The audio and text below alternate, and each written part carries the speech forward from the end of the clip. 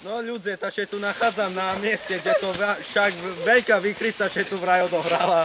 No ja tu veľa nevidím toho, ale poďme sa spýtať svedkov, že jak to vážne bolo. Svedkov, jo. No tu vidíme nejakého Švédska tu, no tak poďme sa ho spýtať, že jak sa to tu robí, no. Dobrý deň. Čo si myslíte o tejto výchrici? No, vidí... Dobrý deň, tu často máte také výchrice, či to len tak za čas? To nie je často, to nie. Ale už sa tu držím 4 dní. No to dobre máte, ale jak dlho to vydržíte? Už nie dlho. No, tak zdravím vás. A to bol ďalší svedok, dámy a páni, no nevyzerá to tu dobre. Chuj.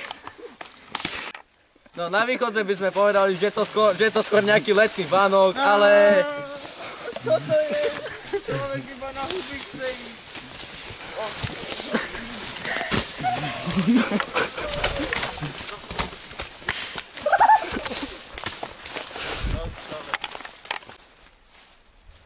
Pre televíziu Kohút, Jozef Kosmeker.